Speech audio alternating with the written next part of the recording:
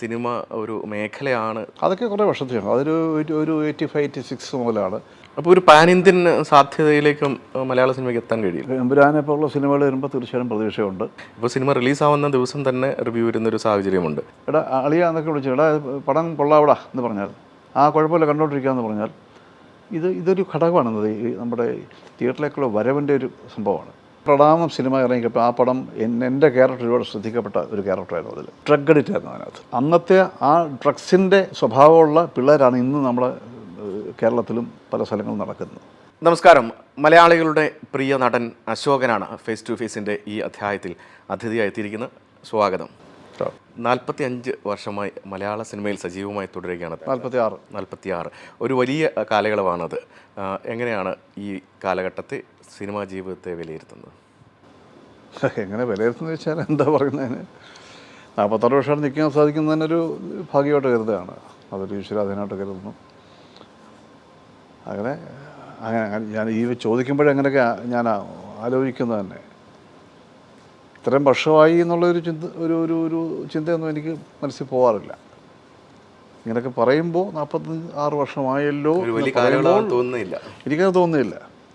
കാരണം ഇതൊരു തൊഴിലായതുകൊണ്ടായിരിക്കും അത് തോന്നാത്തത്. അത് പോയിക്കൊണ്ടിരിക്കുന്നു.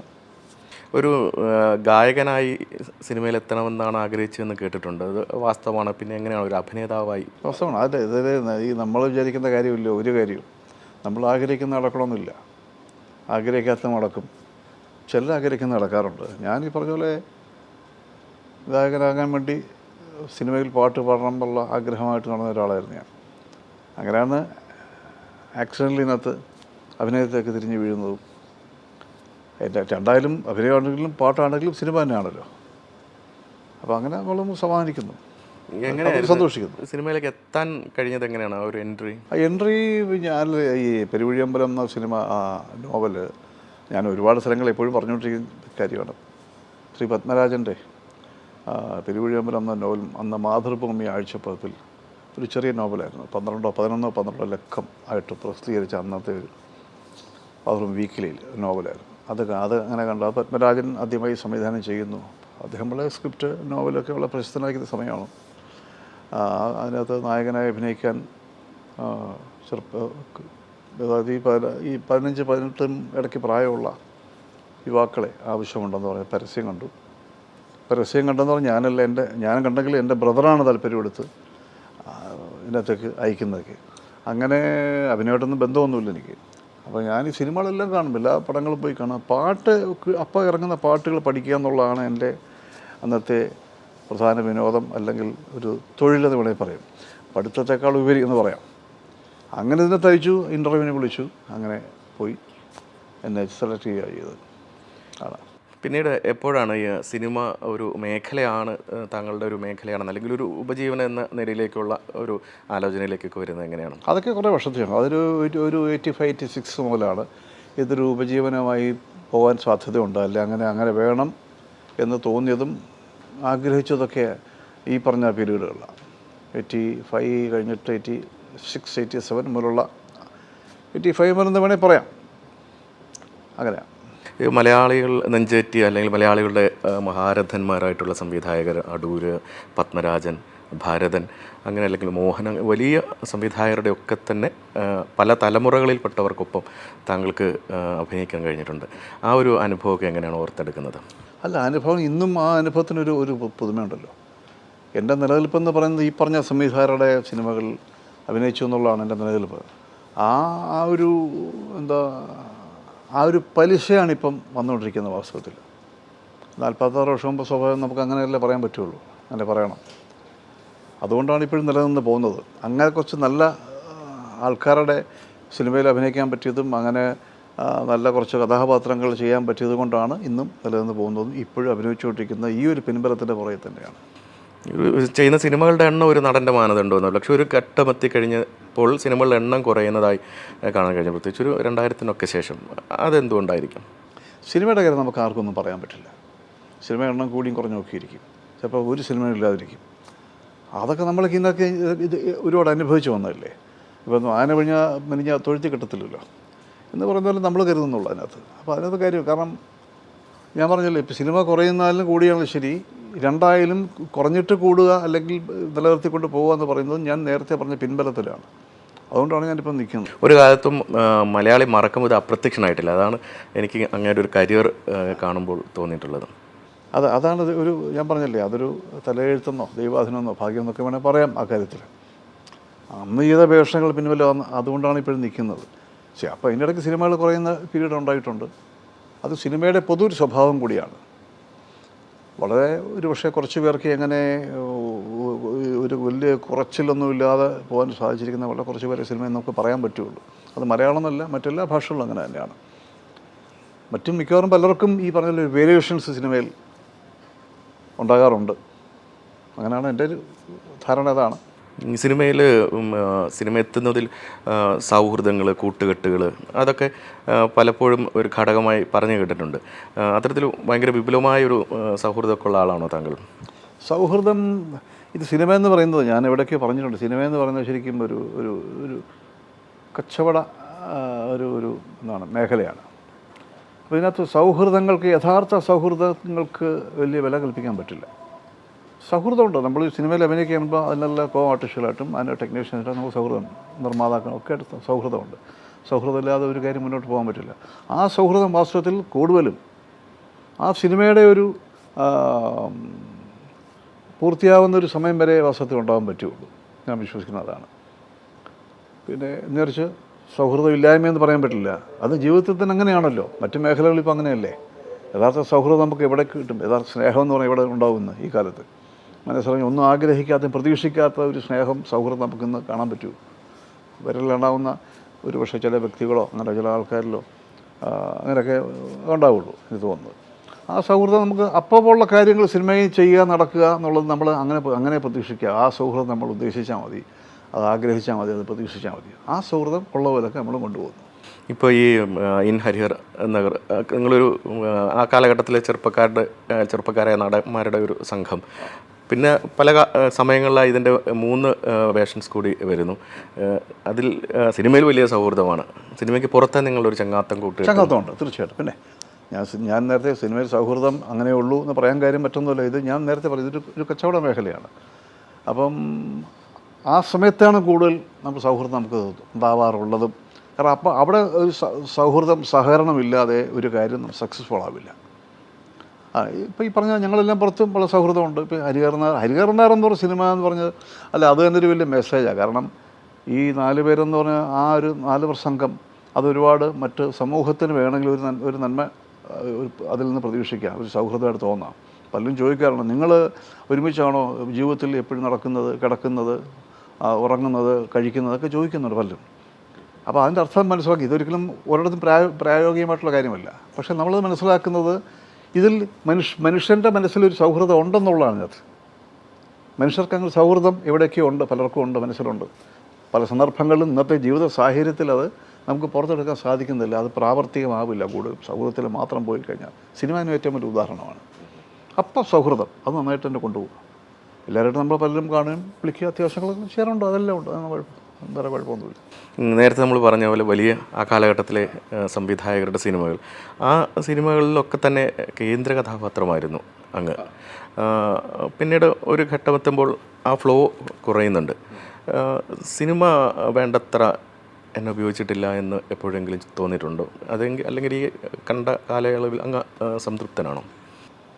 അന്നും പിന്നെ കേന്ദ്ര കഥാപാത്രങ്ങൾ എന്ന് പറഞ്ഞാൽ അന്നും എല്ലാ പടങ്ങളും ഞാൻ കേന്ദ്ര കഥാപാത്രമായിരുന്നില്ല. ഒരുപാട് പടങ്ങൾ പറയാം ആ കാലങ്ങൾ. ഇതിലൂടെ പറഞ്ഞവരുടെയൊക്കെ സിനിമയിൽ തന്നെ ഉദാഹരണം ഇപ്പം യവനിക എന്നൊരു സിനിമയിൽ ഞാൻ കേന്ദ്ര കഥാപാത്രമല്ല. പിന്നെ ഒരിടത്തൊരു ഫൈൽവാൻ കേന്ദ്ര കഥാപാത്രമല്ല, പക്ഷേ സെക്കൻഡ് ഹീറോയാണ്. അങ്ങനെ പല പടങ്ങളും മുഖാമുഖം കേന്ദ്ര കഥാപാത്രം ഹീറോ അല്ല, എന്നാൽ പ്രധാനപ്പെട്ട കഥാപാത്രമാണ്. ഇപ്പം നമ്മൾ ഗായത്രി ദേവി എൻ്റെ അമ്മ വളരെ 3-4 സീനിലേ ഞാൻ വരുന്നുള്ളൂ. അപ്പോൾ അതൊന്നും കേന്ദ്ര കഥാപാത്രങ്ങളൊന്നുമില്ല. ഇതൊക്കെ എല്ലാവരും നല്ല പോപ്പുലർ ഡയറക്ടേഴ്സിൻ്റെ അതല്ല. ഞാൻ പറഞ്ഞ സിനിമയുടെ സ്വഭാവം ഇങ്ങനെ തന്നെയാണ്. പിന്നെ എന്നോട് ഇപ്പം താങ്കൾ ചോദിച്ച ഈ ചോദ്യം ഒരുപാട് പേര് എന്നോട് ചോദിക്കാറുണ്ട്.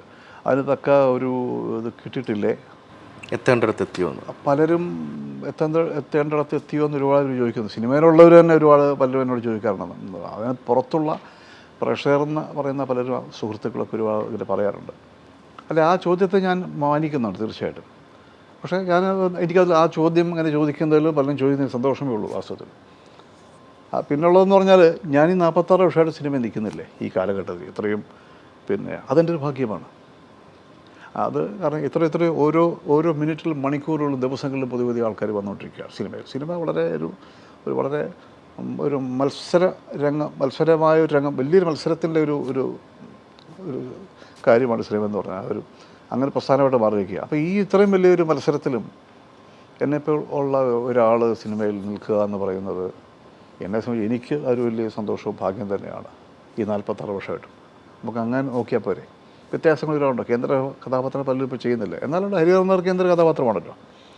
അതിനുശേഷം വന്നാണ് അമരം കേന്ദ്ര കഥാപാത്രങ്ങൾ. ഇപ്പോൾ പലരോടും ഇപ്പോൾ ഇനിയും വരാൻ പോകുന്ന സിനിമ കേന്ദ്ര കഥാപാത്രങ്ങളൊന്നാണ്. അങ്ങനെ പലരും ചെയ്യുന്നുണ്ട്. പക്ഷേ നമ്മൾ ഞാൻ കേന്ദ്ര കഥാപാത്രങ്ങൾ ചെയ്തതിനേക്കാൾ കൂടുതൽ അതിനേക്കാൾ ചെറിയ വേഷങ്ങൾ ചെയ്തിട്ട് എനിക്ക് കൂടുതൽ പേര് കിട്ടിയിരിക്കുന്നത്. പേര് വീഴുമ്പോൾ നമ്മൾ മാറ്റി ഇപ്പോൾ സെൻട്രൽ ക്യാരക്ടർ കേന്ദ്ര കഥാപാത്രമാണ്. തീർച്ചയായിട്ടും അതൊരു നല്ല സിനിമ തന്നെ ഭരത് ഗോപിക്കൊപ്പം അങ്ങനെ അതിനകത്ത് എല്ലാം വളരെ എന്നെ അന്ന് പിന്നെ വളരെ സീനിയർ ആക്ടേഴ്സിൻ്റെ കൂടെ ഞാൻ അഭിനയിച്ച ഭരത് ഗോപി, ജോസ് പ്രകാശ്, KPS, സുകുമാരി, അടൂർ ഭവാനി, ശാന്തകുമാരി, അസീസ്, അവരെല്ലാം കൃഷ്ണൻകുട്ടി നായർ, അതെല്ലാം വളരെ സീനിയർ ആക്ടേഴ്സാണ് അതിനകത്തെല്ലാം. അപ്പം അത് തന്നെയൊരു ഭാഗ്യമല്ലേ. അപ്പം അതിനകത്തൊരു കേന്ദ്ര കഥാപാത്രമായിട്ട് അഭിനയിക്കാൻ സാധിച്ചു. ആ പടം പല അവാർഡുകൾ കിട്ടി. എനിക്ക് വളരെ പേരുണ്ടായി. ആ പ്രായത്തിൽ അങ്ങനെ ഒരു രൂപത്തിൽ, അതാണ് അതിൻ്റെ ഏറ്റവും വലിയ സംഭവം. എൻ്റെ അങ്ങനെ ഒരു രൂപമായിരുന്നു. ആ രൂപമായിരുന്നു സിനിമയ്ക്ക് ആവശ്യം അതായിരുന്നു. പിന്നെ പല പടങ്ങളിൽ അഭിനയിച്ചു. പക്ഷേ ഞാൻ പറഞ്ഞത് കേന്ദ്ര കഥാപാത്രം ഹലോ എന്നുള്ള സിനിമ ഒരു സീനിലും ഞാൻ അഭിനയിച്ചിട്ടുള്ളൂ. പക്ഷേ ഞാൻ ഉദ്ദേശിച്ചതിനേക്കാൾ ഒരു മൈലേജ് ആ സീനും കിട്ടിയെന്നുള്ളതാണ്. ഞാൻ അങ്ങനെ പല പടങ്ങളും ഉണ്ടായിട്ടുണ്ട്. പല പടങ്ങളും. ഈ അമരത്തിൻ്റെ ഓർമ്മകൾ എങ്ങനെയാണ്? അമരം ഒരു കേന്ദ്ര കഥാപാത്രമെന്ന് വേണേൽ പറയാം. ആയിരുന്നു. അത് വളരെ പ്രോമിനൻ്റ് ആയിട്ടുള്ള ക്യാരക്ടറായിരുന്നു. അത് പറഞ്ഞ പോലെ മറ്റൊരാളെ തീരുമാനിച്ചിട്ട് എനിക്ക് വന്ന പടമാണ്. വേറൊരു ആക്ടറെയാണ് അത് തീരുമാനിച്ചത്. അങ്ങനെ പല പടങ്ങളും എനിക്കുണ്ടായിട്ടുണ്ട്. ഇപ്പോൾ ഓരോരുത്തരും ഫയലുമായി തന്നെ വേറൊരു ആക്ടറെയാണ് ഉദ്ദേശിച്ചിരുന്നത്. അയാൾ സമയത്ത് അയക്കെന്തോ അസൗകര്യം കൊണ്ട് വരാൻ സാധിച്ചില്ല. അപ്പോൾ എന്നെ ഈ സ്ഥാനത്തേക്ക് ഇടുകയായിരുന്നു ഇത്. ഞാനതിനകത്ത് അത്ര പ്രാധാന്യം ഇല്ലാത്തൊരു, തീരെ പ്രാധാന്യം ഇല്ലാത്ത ക്യാരക്ടറായിരുന്നു. എന്നാൽ അത് പത്മരാജൻ്റെ സിനിമ ആയത് കാരണം ഒരു സീൻ വന്നാൽ പോലും അതിനൊരു ഡെപ്ത് ഉണ്ടാവും. എങ്കിൽ പോലും ഞാൻ പറഞ്ഞതാണ്, ഇതങ്ങനെ പല പടങ്ങളിലും അങ്ങനെ വന്നതാണ്. ഞാൻ ഇപ്പം അവരുണ്ട്, ഇങ്ങനെ കുറേ പടങ്ങൾ മറ്റൊരാളെ വെച്ചിട്ട് എന്നെ എടുക്കുന്നതായിരുന്നു പല സിനിമകൾ. പ്രണാമം അത് വേറൊരാളെ തീരുമാനിച്ചതാണ്. പ്രണാമം എനിക്കെന്നൊരു ബ്രേക്കായിരുന്നു സിനിമ. പക്ഷേ ആ പടം ശ്രദ്ധിക്കപ്പെട്ടു. അതിനൊക്കെ വരി എൻ്റെ ക്യാരക്ടറുകൾ ശ്രദ്ധിക്കപ്പെട്ടു. അങ്ങനെയൊക്കെ പല കാര്യങ്ങൾ നമുക്ക് പറയാൻ പറ്റും. ഈ പുതിയ കാലത്ത് ഏത് തരം വേഷങ്ങളാണ് കൂടുതലായും അങ്ങയിലേക്ക് എത്തുന്നത്? ഇപ്പോൾ അങ്ങയുടെയൊക്കെ തലമുറയിൽപ്പെട്ട, അല്ലെങ്കിൽ നിങ്ങൾ ഒന്നിച്ചിട്ടുണ്ട്, ഇപ്പോൾ ജഗദീഷൊക്കെ സമീപകാലത്ത് ചെയ്യുന്ന ഞെട്ടിക്കുന്ന പല കഥാപാത്രങ്ങളും നമ്മൾ കാണുന്നുണ്ട്. അപ്പം അങ്ങയിലേക്ക് എത്തുന്ന വേഷങ്ങളുടെ ഒരു പ്രത്യേകത എന്തായിട്ട് തോന്നിയിട്ടുള്ളത്? ഏതെങ്കിലും ഒരു ടൈപ്പ് എന്നല്ല ഞാൻ ഉദ്ദേശിച്ചത്, എന്നാലും എത്തുന്നത്. അല്ല, ടൈപ്പ് ആയിരുന്നെങ്കിൽ സ്വാഭാവികമായിട്ട് ഞങ്ങളൊന്നും ഇപ്പോൾ നിലനിൽക്കില്ല. ഇല്ല, അതാണ് ടൈപ്പ് ഒക്കെ വരുന്ന ഒരിക്കലും നിൽക്കില്ല. അത് എന്തോ ഒരു ഗുരുത്വം ദൈവാധീനത്തിലാണ് ടൈപ്പ് അല്ലാതായി മാറിയത്. അതങ്ങനെ ഇപ്പം ഞാനിപ്പോൾ ചെയ്യാൻ വന്നത് ധീരം എന്നൊരു സിനിമ, ഒരു വ്യത്യസ്തമായ സിനിമയാണ്. അത് കച്ചവട പ്രാധാന്യമുള്ള സിനിമയാണ്. പ്രധാന കഥാപാത്രം ഞാനുണ്ട്, ജഗദീഷുണ്ട്, കുറച്ച് വിനീതുണ്ട്, കുറേ പേരുണ്ട് അതിനകത്ത്. ആൾക്കാർ സുധീഷ്, മനോജ് കെ, ഞാനൊക്കെ അഭിനയിക്കുന്ന പടം. അത് വ്യത്യസ്തമാണ്. പിന്നെ എന്താണ് അപൂർവ പുത്രന്മാർ സിനിമയിൽ അത് ഡിഫറൻ്റ് വേഷമാണ്. അത്രയോട്ടുള്ള ക്യാരക്ടറാണ്. അത് ഏകദേശം ഒരു കേന്ദ്ര കഥാപാത്രം എന്ന് വേണമെങ്കിൽ പറയാം. അതിനകത്തൊരു പള്ളി ലസനായിട്ട് അഭിനയിക്കുന്ന ഒരു ഫാദറായിട്ടാണ്.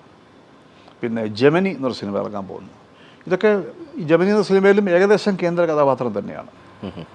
പിന്നെ വ്യത്യസ്തമായ വേഷം ചെയ്തത് നേരത്തെ ഇറങ്ങിയ പടമുണ്ട്. എൻ്റെ ഇക്കാക്കൊരു പ്രണയം ഉണ്ടായിരുന്നു. ആ പടം വേണ്ട വിധം തിയേറ്ററിലധികം കളക്ട് ചെയ്തില്ല ആ പടം. എന്തുകൊണ്ടോ ആ പടം അതിന് വേണ്ട ഒരു പ്രൊമോഷൻസ് ഒന്നും ആ പടത്തിനത് കിട്ടിയിരുന്നില്ല. പല കാരണങ്ങൾ കൊണ്ട് ആ പടം, അത് നല്ല സിനിമയായിരുന്നു. ഭാവനയുടെയൊക്കെ കുറേ നാളെ ശേഷം ഭാവനയുടെ സിനിമയാണ്. അപ്പോൾ എൻ്റെ വളരെ ഡിഫറൻറ്റ് വേഷം അതിനകത്ത്. അതൊരു കേന്ദ്ര കഥാപാത്രമായിരുന്നു എന്ന് പറയാം. ഷർഫുദ്ദീനും അവരുമാണ് ഹീറോയിൻസ് എങ്കിൽ പോലും. അപ്പോൾ ചിലത് നമ്മൾ ഉദ്ദേശിക്കുന്ന പടങ്ങൾക്കായിരിക്കില്ല റിപ്പോർട്ട് വരുന്നത്. നൻപകൽ നല്ല വേഷമായിരുന്നല്ലോ. നൻപകൽ നേരത്തെ വളരെ ഡിഫറൻ്റ് ആയിട്ടൊരു വേഷമാണ്. അത് വളരെ പ്രാധാന്യമുള്ള വേഷമായിരുന്നു. അപ്പോൾ അതൊക്കെ നമുക്ക് ഈശ്വര സാധിച്ചു. അതൊക്കെ ഇപ്പോഴും ചെയ്തു പോകുന്നുണ്ട് അത്യാവശ്യമൊക്കെ അങ്ങനെയൊക്കെ. പിന്നെ ഇപ്പോൾ ഈ പടങ്ങിയ കിഷ്കിന്താകാന്ഡം, രാഷ്ട്രീയ പടം, അത് കേന്ദ്ര കഥാപാത്രമൊന്നുമില്ല. പക്ഷേ അതൊരു നല്ല സിനിമ. ഒരു നല്ല സിനിമയിൽ ഒരു പക്ഷേ ഒന്നോ രണ്ടോ സീൻ മാത്രം ചെയ്താലും അതിനൊരു പ്രത്യേകത ഉണ്ടാകും. കാരണം സിനിമ നന്നായിരിക്കണം, പിന്നെ അല്ലെ പടം സൂപ്പർ ഹിറ്റ് ആവണം. അങ്ങനെയൊക്കെ ഉണ്ടെങ്കിലേ കൂടുതൽ ശ്രദ്ധ ആകർഷിക്കാൻ പറ്റുള്ളൂ. നഷ്ടപ്പെട്ടു പോയ കഥാപാത്രങ്ങളുണ്ടോ, ചെയ്യാതെ സമയമില്ലായ്മ കൊണ്ടോ അത്തരത്തിൽ? നഷ്ടപ്പെട്ടത് ഞാൻ പ്രണാമം സിനിമ ഇറങ്ങിയപ്പോൾ ആ പടം എൻ്റെ ക്യാരക്ടർ ഒരുപാട് ശ്രദ്ധിക്കപ്പെട്ട ഒരു ക്യാരക്ടറായിരുന്നു അതിൽ. കാരണം അതൊരു ഡ്രഗ് അഡിക്റ്റ് ആയിരുന്നു അതിനകത്ത്. അപ്പോൾ അന്നത്തെ ആ ഡ്രഗ്സിൻ്റെ സ്വഭാവമുള്ള പിള്ളേരാണ് ഇന്ന് നമ്മുടെ കേരളത്തിലും പല സ്ഥലങ്ങളും നടക്കുന്നത്. ഇത് അത്രയും വർഷങ്ങൾക്ക് മുമ്പ് കാണിച്ചാണ് പടം. ഇന്ന് നമ്മുടെ കേരളം മുഴുക്കെ ഡ്രഗ്സിൻ്റെ ഒരു പിടിയിലായിപ്പോയില്ലേ. അപ്പം ഈ പ്രണാമം സിനിമ അഭിനയിച്ച് പടം ഇങ്ങനെ ഇറങ്ങി എൻ്റെ ക്യാരക്ടർ ശ്രദ്ധിക്കപ്പെട്ടപ്പോൾ തമിഴിൽ നിന്ന് എനിക്കൊരു ഓഫർ വന്നു. തമിഴിൽ ഓഫർ വന്നത് കലൈഞ്ചറിൻ്റെ ഫിലിമാണ്, കരുണാനിധി. അദ്ദേഹത്തിൻ്റെ ഓൺ പ്രൊഡക്ഷനിൽ തന്നെ വിളിച്ചിരുന്നത്. എനിക്ക് പോകാൻ പറ്റില്ല, കാരണം എനിക്ക് ഇതേ സമയത്ത് വേറൊരു സിനിമ കമ്മിറ്റ് ചെയ്തു പോയി. അപ്പോൾ ഒരു മലയാളം പടം അതൊരു സെൻട്രൽ ക്യാരക്ടർ, എനിക്കൊന്ന് പൊന്നെന്നൊരു സിനിമയാണ് എനിക്ക് തോന്നുന്നു, എൻ്റെ ഓർമ്മ അങ്ങനെയാണ്. അപ്പോൾ അത് വിട്ടിട്ട് പോകാനൊരു പ്രയാസം. അതും ഹീറോ തന്നെയാണ് അതിനകത്ത്, ഞാനും തിലകൻ ചേട്ടനൊക്കെ അഭിനയിച്ച പടം. അത് നമ്മൾ കട്ട് ചെയ്തിട്ട് ഇഗ്നോർ ചെയ്തിട്ട് പോകുന്നത് ശരിയല്ല. അതേ ഡേറ്റിലാണ് വന്നത്. അതുകൊണ്ട് എനിക്ക് പോകാത്തതിൽ വലിയ ദുഃഖമുണ്ട് അതിനകത്ത്. എൻ്റെ ഡയറക്ടർ മണിവണ്ണൻ എന്ന് പറഞ്ഞ ഡയറക്ടറാണ്, ആക്ടർ, അദ്ദേഹം മരിച്ചുപോയി. അങ്ങനെ സംഭവം. അങ്ങനെ ഒരു തമിഴ് നല്ലൊരു ഓഫർ അത്. എൻ്റെ ക്യാരക്ടർ പിന്നെ ചെയ്ത മുരളി എന്ന് പറഞ്ഞ ആക്ടർ, അവിടെ ആ മുരളി മരിച്ചു പോയിരുന്നു. അങ്ങനെയൊക്കെ ചില സംഭവങ്ങളുണ്ടായിട്ടുണ്ട്. ഇപ്പം നമ്മൾ നേരത്തെ ഒരു 4.5 പതിറ്റാണ്ട് കാലത്തെ അനുഭവമാണല്ലോ. അപ്പം ഇതിനിടയിൽ പല തലമുറകൾ മാറി വരുന്ന സിനിമയിൽ പല തലമുറ സംവിധായകർക്കൊപ്പം അങ്ങേക്ക് പ്രവർത്തിക്കാൻ കഴിഞ്ഞിട്ടുണ്ട്. ഇപ്പോൾ നമ്മുടെ സിനിമ ഇപ്പോൾ 150 കോടി ബഡ്ജറ്റൊക്കെ എന്ന നിലയിലേക്കൊക്കെ എത്തുന്നുണ്ടെന്ന് തോന്നുന്നു. എങ്ങനെയാണ് ഈ സിനിമ, മലയാള സിനിമയുടെ ഒരു വളർച്ച അങ്ങ് കാണുന്നത്? അല്ല, ഇത്രയും ഒരുപാട് എത്ര കോടി എന്ന് എനിക്കറിയില്ല പോലും. ഒരുപാട് ഈ വളർച്ചയെന്ന് പറയുന്നത് ധാരാളം കോടികൾ ഉപയോഗിച്ച് ചെയ്യുന്ന സിനിമയെക്കുറിച്ച് നമ്മൾ അങ്ങനെ പറഞ്ഞിട്ട് കാര്യമില്ല. അതൊരു വളർച്ചയാണെന്ന് എനിക്ക് തോന്നുന്നില്ല. കാരണം കേരളത്തിൽ ആകെ 3.5-4 കോടി താഴെയുള്ള ജനങ്ങളെ കേരളത്തിലുള്ളൂ. അല്ല, ഇൻഡസ്ട്രി കാണുന്ന ആളുകൾ ഓഡിയൻസ് വലുതായിട്ടുണ്ടാവുമല്ലോ. ഓഡിയൻസ് ഇത്രയല്ല ഉള്ള ഓഡിയൻസ് അല്ല, മറ്റ് ഭാഷകളിലേക്ക് കൂടി സിനിമ എത്തുന്ന ഒരു മറ്റ് ഭാഷകൾ എന്ന് പറഞ്ഞാൽ മലയാളീസ് ഉള്ള സ്ഥലങ്ങളിൽ പോകും. മറ്റ് തമിഴ്, ഹിന്ദി അങ്ങനെയൊക്കെയുള്ള ആൾക്കാരും നമ്മുടെ ആക്ടേഴ്സ് പോയി അഭിനയിക്കുന്ന സിനിമകളുണ്ടല്ലോ, മലയാളത്തിൽ തന്നെ ഉണ്ട്. ആ ഭാഷയിൽ അഭിനയിക്കുന്ന നടന്മാരും നമ്മുടെ ഉണ്ട്. അതുകൊണ്ട് കുറച്ചൊക്കെ കവർ ചെയ്യുന്നുണ്ട്. എങ്കിൽ പോലും കേരളത്തിൻ്റെ ഒരു ഒരു ഒരു ഒരു കച്ചവട ഒരു പരിധി എന്ന് പറഞ്ഞാൽ കുറവല്ലേ. തിയേറ്റേഴ്സ് കുറവാണ് ഒന്നാമത്തെ കാര്യം. പിന്നെ അവിടെ വലിയ ടാക്സാണ് കേരളത്തിൽ. സിനിമ ടാക്സ് ഇപ്പോഴും കുറഞ്ഞിട്ടില്ല. പല ഗവൺമെൻറ് വന്നെങ്കിലും വരുന്ന ഗവൺമെൻറ്റുകൾ ഒരിക്കലും ടാക്സ് കുറയ്ക്കുന്നില്ല. അപ്പോൾ അത് നിർമ്മാതാവിനെ സംബന്ധിച്ച് ബുദ്ധിമുട്ടുള്ള കാര്യമാണ്. ഒരു വ്യവസായമായി പരിഗണിക്കുന്നത്, വ്യവസായമായി ടാക്സ് കുറച്ച് കുറയ്ക്കേണ്ടതാണ്. പിന്നെ തിയേറ്റേഴ്സ് കുറവാണ്. ഇപ്പോൾ കുറച്ച് മാറുന്നുണ്ട്, കാരണം മൾട്ടിപ്ലക്സ് ഒക്കെ വരുന്നുണ്ട്, കുറേ മാറ്റങ്ങളുണ്ട്, ആൾക്കാർക്ക് അത് പോകാൻ ഇഷ്ടമുണ്ട്. എങ്കിലും ഇപ്പോൾ തമിഴ്നാടും കന്നഡ, തെലുങ്കൊക്കെ ഉള്ള പോലെ അവിടെ 2000-3000 തിയേറ്ററുകൾ ഇപ്പോഴുണ്ടെന്ന് നമ്മൾ കേൾക്കുന്നുണ്ട്. ടാക്സും കുറവാണ്. ഇവിടെയൊക്കെ 650-700 തിയേറ്റർ, 2000 തിയേറ്റർ ഉണ്ടായിരുന്ന സ്ഥലത്താണ്. അതല്ലേ ഇപ്പം മറ്റ് മാളുകളും മറ്റും കല്യാണ മണ്ഡപമൊക്കെ ആക്കിയിരിക്കുക. ഈ ഇത്രയുള്ള ഇതിൽ എങ്ങനെ കളക്ട് ചെയ്യും? പിന്നെ ഈ നമ്മുടെ ഓൺലൈൻ ചാനലിൽ കൂടെ ഒരുപാട് പേര് കാണുന്നുണ്ട്, ടി വി കൂടെ മറ്റു കാണുന്നുണ്ട്. അപ്പം അങ്ങനെ എത്ര പടം കളക്ട് ചെയ്തതെന്ന് ചോദിച്ചാൽ കുറച്ച്. ഈ പ്രൊഡ്യൂസേഴ്സ് അസോസിയേഷൻ ഇക്കാര്യത്തിൽ ഒരു വാദം, താരങ്ങളുടെ നിങ്ങളുടെ സംഘടനയ്ക്ക് മറ്റൊരു വാദം. പ്രൊഡ്യൂസേഴ്സ് അസോസിയേഷൻ പറയുന്നത് 100 കോടി ക്ലബ്ബൊന്നും ഇല്ല എന്നൊക്കെ പറയുന്നു. അപ്പം അതിന് ചുവട് പിടിച്ചുള്ള രീതിയിൽ അംഗം സംസാരിക്കുന്നത് വാസ്തവമാണോ അത്? ഇത്തരത്തിൽ അല്ല, ഞാൻ ഒരു പക്ഷത്തും ഞാൻ സംസാരിക്കുന്നില്ല. അത് ഭാഗത്തുമില്ല, ആക്ടേഴ്സിൻ്റെ ഭാഗത്തും പറയാൻ പറ്റില്ല. അല്ല, ഞാൻ ചോദ്യം ഇതാണ്, നമ്മൾ ഈ പറയുന്ന പോലെ അത്രമേൽ വലിയ രൂപത്തിൽ സിനിമ വളർന്നിട്ടില്ല. അല്ല, ഞാൻ പറഞ്ഞല്ലേ, ഇപ്പം ഈ ഇത്ര കോടി എന്നൊരിക്കലും ഒരു വലിയൊരു എമൗണ്ട് ഒരിക്കലും കേരളത്തിൽ പ്രതീക്ഷിക്കാൻ പറ്റില്ല. അതിലെത്രത്തോളം സത്യമുണ്ടെന്ന് എനിക്കറിയില്ല. അങ്ങനെ പല പടങ്ങളെക്കുറിച്ചും പറയുന്നുണ്ട്, ഇത്ര ക്ലബിൽ കയറി അത്ര കോടി കയറിയെന്ന്. അതൊരിക്കലും പറയാൻ പറ്റില്ല. ഇപ്പം മലയാളത്തിൽ എനിക്ക് കൃത്യം കണക്ക് എനിക്കറിയില്ല, എനിക്ക് പറയാൻ സാധിക്കില്ല. പക്ഷേ തമിഴ്, തെലുങ്ക്, ഹിന്ദിയൊക്കെയാണെന്ന് നമുക്ക് പറയാൻ പറ്റും. അത്രയും കോടികളിലെ അവർക്ക് അതിനുള്ള ഏരിയ ഉണ്ട് അവർക്ക്. നമുക്ക് ആ ഏരിയ ഇല്ല. അതാണ് ഒരു കാര്യം. അപ്പോൾ ഒരു പാൻ ഇന്ത്യൻ സാധ്യതയിലേക്കും മലയാള സിനിമയ്ക്ക് എത്താൻ കഴിയില്ല. എങ്ങനെ ഒരു പാൻ ഇന്ത്യൻ തലത്തിലേക്ക് മലയാളം, ഇപ്പോൾ ചില സിനിമകളൊക്കെ പാൻ ഇന്ത്യൻ തലത്തിലേക്ക് എന്നൊക്കെ പറഞ്ഞിട്ട് എത്തിയ സിനിമകളൊക്കെ പരാജയപ്പെട്ട് കണ്ടിട്ടുണ്ട് മലയാളത്തിൽ. എന്നാലും ഇപ്പോൾ എമ്പുരാനൊക്കെ വലിയ പ്രതീക്ഷയിലാണ് വരുന്നത്. ആ രൂപത്തിലുള്ള പ്രൊമോഷനും ക്യാമ്പയിനും ഒക്കെ നടക്കുന്നുമുണ്ട്. അപ്പോൾ ആ ഒരു തലത്തിലേക്ക് മലയാള സിനിമയ്ക്ക് വളരാൻ കഴിയില്ല. ഇപ്പോൾ സൗത്ത് ഇന്ത്യയിൽ നിന്നും, ഇപ്പോൾ തെലുങ്കിൽ നിന്നും, കന്നഡയിൽ നിന്നും ഒക്കെ അത്തരത്തിൽ വലിയ സിനിമകൾ വന്നു പോകുന്നുണ്ടല്ലോ. ഉണ്ട്, പ്രതീക്ഷയുണ്ട് തീർച്ചയായിട്ടും. എമ്പുരാനെ പോലുള്ള സിനിമകൾ വരുമ്പോൾ തീർച്ചയായിട്ടും പ്രതീക്ഷയുണ്ട്. അതിനെന്തെങ്കിലുമൊക്കെ ആ പടത്തിൽ എന്തെങ്കിലുമൊക്കെ ഉണ്ടാവുന്നൊരു ധാരണ എല്ലാ ഓഡിയൻസിലും ഉണ്ട്. പ്രതീക്ഷയോടെ കണ്ടുകൊണ്ടിരിക്കുകയാണ്. പിന്നെ ഒരു പടം വെളിയിൽ വന്ന ശേഷമേ നമുക്ക് അതിനകത്ത് കൃത്യം ഒരു അഭിപ്രായം നമുക്ക് പറയാൻ പറ്റത്തുള്ളൂ. അല്ലേ, ഇപ്പം അതല്ലേ, ഇപ്പം ഒരു സിനിമ ഇപ്പോൾ ഇറങ്ങിക്കഴിഞ്ഞാൽ അത് അപ്പം തന്നെ ഒരു ആദ്യത്തെ ഷോയിൽ കയറി കഴിഞ്ഞാൽ തന്നെ ഇപ്പം ഈ മൊബൈൽ ഉള്ളത് കാരണം ഇതിനെക്കുറിച്ചൊരു അഭിപ്രായം ആദ്യമേ അങ്ങ് എഴുതും. ഒരാൾ എവിടെയെങ്കിലും വിട്ട് കഴിഞ്ഞാൽ ചുമ്മാ ഫ്രണ്ട്സിനും എഴുതും, എടാ അളിയ എന്നൊക്കെ വിളിച്ചു, എടാ പടം കൊള്ളാവിടാ എന്ന് പറഞ്ഞാൽ, ആ കുഴപ്പമില്ല കണ്ടുകൊണ്ടിരിക്കുക എന്ന് പറഞ്ഞാൽ, ഇതൊരു ഘടകമാണെന്നത് ഈ നമ്മുടെ തിയേറ്ററിലേക്കുള്ള വരവിൻ്റെ ഒരു സംഭവമാണ്. അതല്ല, എടാ കത്തിയാടാ എന്ന് പറയും. കത്തിയാടെന്ന് പറഞ്ഞാൽ ഈ ന്യൂസുകൾ അങ്ങ് സ്പ്രെഡ് ചെയ്യല്ലേ, അങ്ങനെ തിയേറ്ററിലാരും വരില്ല. ചിലപ്പോൾ മോശം ഈ കത്തിയാണെന്ന് പറയുന്ന പോലെ ഒന്നും കുഴപ്പം പടത്തിൽ ഉണ്ടാവില്ല. പിന്നെ എനിക്ക് എൻ്റെ ഒരു അഭിപ്രായമാണ്, ഇപ്പോൾ ഈ തിയേറ്റർ തോറും ഈ നമ്മുടെ ചാനൽസ് പലതും ചെന്നിട്ട് ഓരോരുത്തർ അഭിപ്രായം പടത്തിനൊക്കെ ചോദിക്കുന്നത്, ഇവരൊക്കെ ഒരു അഭിപ്രായം പറയുകയാണ് ചെയ്യുന്നത്. അപ്പോൾ ഒരു പ്രൊഡ്യൂസറെ സംബന്ധിച്ച് അത് ഇങ്ങനെ പറയും, പടം കൊള്ളില്ല എന്ന് പറയുമ്പോൾ അത് കംപ്ലീറ്റ് സ്പ്രെഡാവും. ആ പ്രൊഡ്യൂസർക്ക് മാത്രമല്ല, ഇതിൽ അഭിനയിക്കുന്നവർക്കും മറ്റു ടെക്നീഷ്യൻസിനും എല്ലാം ബാധിക്കുന്ന കാര്യമാണ്. ഡിസ്ട്രിബ്യൂട്ടറേയും തിയേറ്ററുകാരൊക്കെ ബാധിക്കുന്ന കാര്യമാണ്.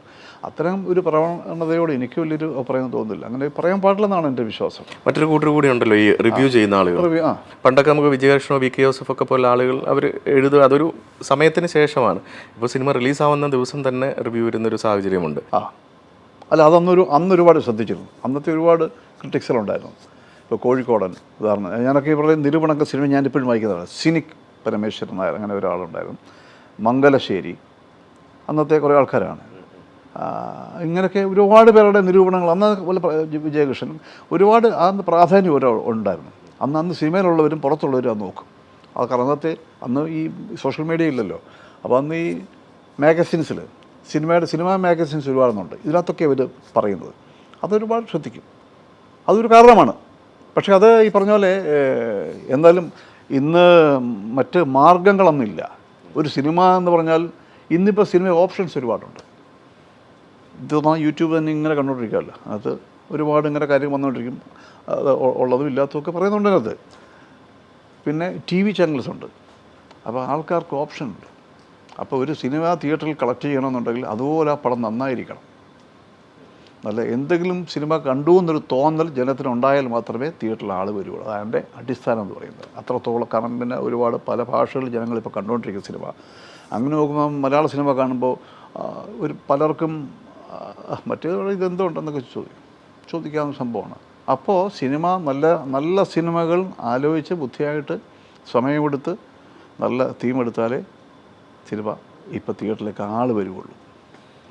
നല്ല സിനിമകൾ നല്ല രീതിയിൽ മാർക്കറ്റ് ചെയ്യാൻ കൂടി വേണം. നല്ല സിനിമ ഇല്ലെന്നല്ല, ഇപ്പം എല്ലാം നല്ല പടം, ഒരുപാട് നല്ല സിനിമ വന്നുകൊണ്ടിരിക്കുക. അത് പറയാതിരിക്കാൻ പറ്റുന്നത്. കാരണം ഇന്നത്തെ യങ്സ്റ്റേഴ്സ് എല്ലാം വളരെ മിടുക്കന്മാരായ കുറേ സംവിധായകർ ഇപ്പോൾ വരുന്നുണ്ട്. നല്ല സിനിമ എടുക്കുന്ന, വളരെ വെറൈറ്റി ആയിട്ടുള്ള തീംസ് ഒക്കെ കൊണ്ടുവരുന്ന ഒരുപാട് ഡയറക്ടേഴ്സ് ഇപ്പോൾ ഉണ്ട്. ഇനിയിപ്പോൾ അങ്ങയുടെ ഉടൻ തിയേറ്ററിൽ വരാൻ പോകുന്ന പ്രൊജക്റ്റുകൾ ഏതൊക്കെയാണ്? ഒന്ന് ഞാനിപ്പോൾ പറഞ്ഞു, ജമിനി എന്ന സിനിമയാണ്. ജമിനി, പിന്നെ അപൂർവപുത്രന്മാർ, ധീരൻ, ഇതാണിപ്പോൾ ഇറങ്ങാൻ റെഡിയായിട്ട് നിൽക്കുന്ന സിനിമകൾ.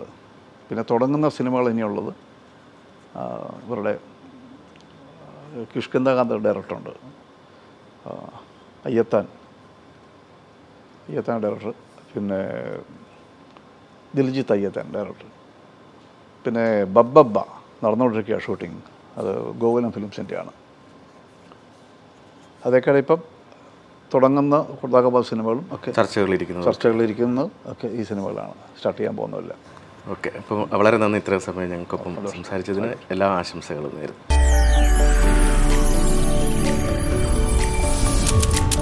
NTV UAE to the world.